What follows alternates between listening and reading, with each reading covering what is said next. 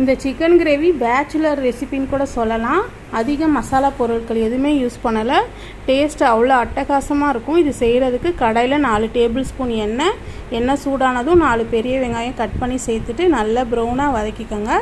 வெங்காயம் வதங்கும் போதே 1 டீஸ்பூன் உப்பு சேர்த்துட்டு வதக்கிட்டு இதில் குழம்பு மிளகாத்தூள் 2 டேபிள் ஸ்பூன், தனி மிளகாத்தூள் 1 டீஸ்பூன், மஞ்சள் தூள் 1/4 டீஸ்பூன் சேர்த்துட்டு மசாலாவோட பச்சை வாசனை போக அடுப்பை சிம்மில் வச்சுட்டு வதக்கிட்டு ஒரு 4 தக்காளி 1/2 டீஸ்பூன் உப்பு சேர்த்துட்டு கொஞ்சம் தக்காளி நல்லா மசிஞ்சு வெந்ததும் 1 கிலோ சிக்கன் க்ளீன் பண்ணி எடுத்து அதை சேர்த்துட்டு சிக்கனை ஒரு 5 நிமிஷத்துக்கு நல்லா கிரேவி கூட வதக்கி விடுங்க.